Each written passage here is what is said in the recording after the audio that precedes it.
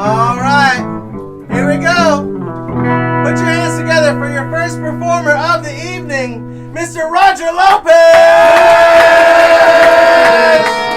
Roger!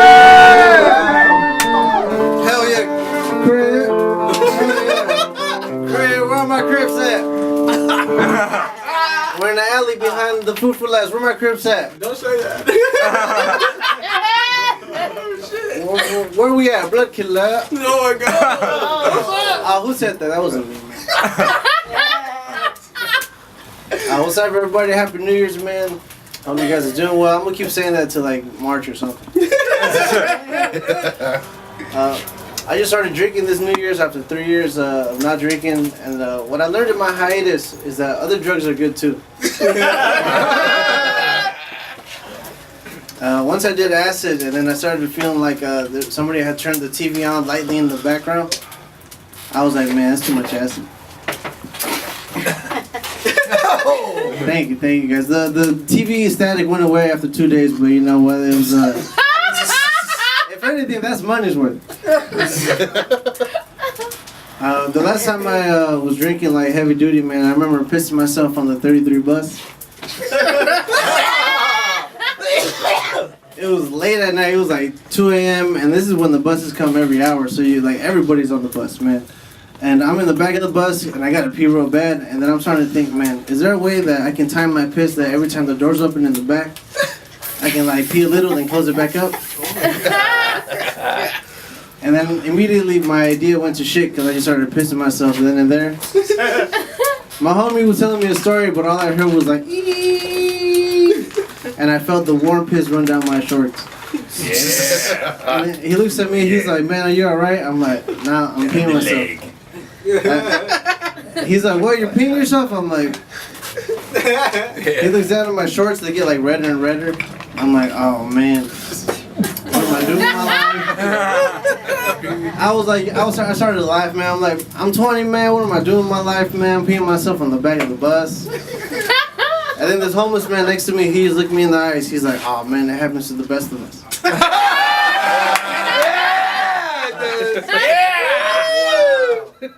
So, he's right, man. He's right. I've been with my girlfriend for 8 years now. It'll be 9 years this May. She's the best, man. I love you, baby. The one thing I just found out in my relationship is that my girlfriend is the only girl that I know that has back problems and small titties. I love you, baby. Ouch. Yeah, so it's a good thing we've been going out for 9 years because I crushed her car 2 weeks ago. The worst thing about it is that I crushed it into my car. She came out the house and she just looked at me and her eyes said, you're not getting pussy for a week. And then my eyes looked at her and then looked down at my hands and said, we'll be alright.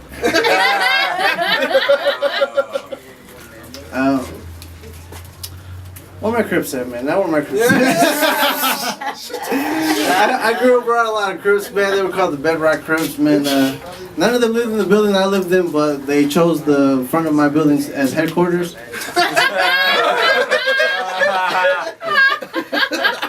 I remember once a corn guy came through, he was like, ding, ding, ding, ding, you know, you guys want some corn? And the Crips were like, yeah, let me get this, let me get that. And eventually they were just like, yeah, just let me get the whole cart. And then the Mexican was like, no can, no puede, no can do. Very limited English. He came back with 2 other Mexicans, and then they were like talking to the Crips like, yo man, this guy needs this cart so he can make a living. And then like a 7th sneaky Crip came behind him, and then with one punch just knocked him out. And then the Mexican just dropped down, and then it was a cool sight to see for me and the neighbors. The point is that this is more sadder than Coco. Fuck Coco. Oh. Thank you so much. Thank you.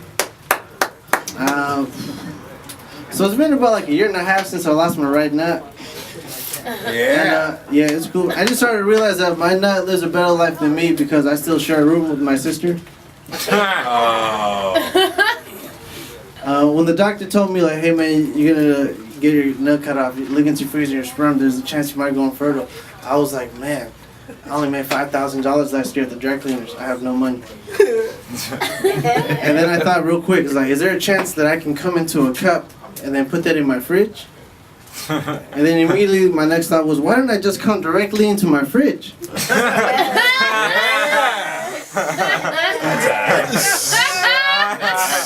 Fill it up. I can save my mom the trouble of cleaning the cups.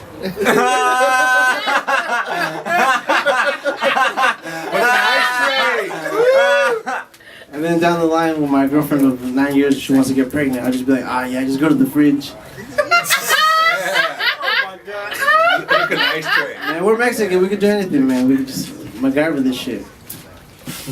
Alright, that's not true, but you know what, with some willpower, some one of these, you can do anything, man. The way I beat cancer is that I just ate a bunch of edibles here where I'm standing currently. Yeah. I ate like 500 milligrams, and then your gracious host would let me just mumble for 30 minutes. And then I beat the cancer that way. I think the cancer got so high in my body that it just fell asleep.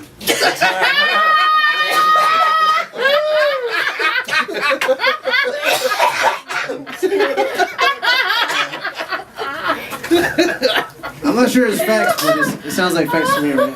Yeah. It's cold as fuck out here in LA, man. And the one thing I learned over the summer is that white people like the temperature at 68 degrees, black people like it around 72 to 73, and Mexican people like it at fan speed 3.